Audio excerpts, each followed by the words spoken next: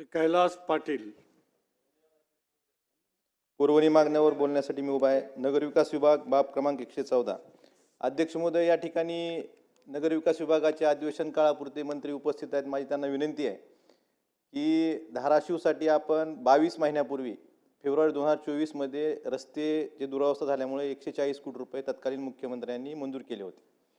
अध्यक्ष महोदय, 22 महिने झाले, अजून त्याची निविदा प्रक्रिया पूर्ण झालेली नाही.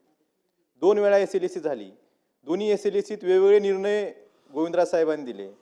मला आपल्या माध्यमातून धाराशिव शहरातल्या लोकांना एवढ्या वाईट रस्त्यातून प्रवास करावा लागतो, अनेकांचे अपघात झाले, जीव गेले, परंतु 20-20, 22-22 महिने ही निविदा प्रक्रिया का पूर्ण होत नाही?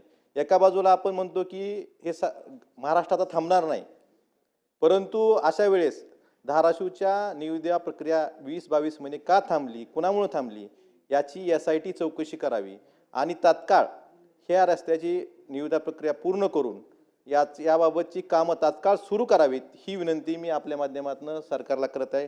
अध्यक्ष महोदय, माझी दुसरी विनंती मंत्री महोदयांना आहे की मागच्या काळात धाराशिव शहरातील उद्यानं असतील, आठवडी बाजार असेल, यासाठी निधी मंजूर झाला, त्याला दुर्दैवाने स्थगिती दिली गेली. उच्च न्यायालयात सरकारच्या वतीने सांगण्यात आले की आम्ही स्थगिती उठवू. आज शहरात एकही उद्यान नाही, आठवडी बाजार भरणारं एकमेव जिल्ह्याचं ठिकाण आहे. या ठिकाणी जो निधी मंजूर झाला होता, तो जी स्थगिती दिली होती, तर मंत्री महोदयांनी उत्तरात सांगावं, आता तरी उच्च न्यायालयात तरी मान राखून त्या ठिकाणी ती स्थगिती उठवावी, हीच विनंती मला आपल्या माध्यमातून मंत्री महोदयांना करायची.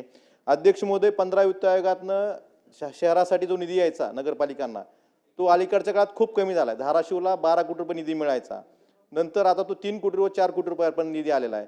हा निधी कमी झाल्यामुळे घनकचरा व्यवस्थापन असेल किंवा पाणी पुरवठा असेल किंवा स्ट्रीट लाईट असतील, ह्यासाठी निधीची खूप कमतरता पडते, त्यामुळे सगळी यंत्रणा विस्कळीत झालेली आहे. तरी माझी विनंती आहे की पहिला ज्या प्रमाणात निधी शहराला मिळत होता त्या प्रमाणात निधी मिळावा. आणि गेले वर्षभर झालं 15 वित्त आयोगाचा निधी एकही हप्ता नगरपालिकेला मिळाला नसल्यामुळं सगळी कामं, कचऱ्याचे घनकचरा असेल, पाणी पुरवठा असेल किंवा स्ट्रीट लाईट असेल, ही कामं विस्कळीत झालेली आहेत.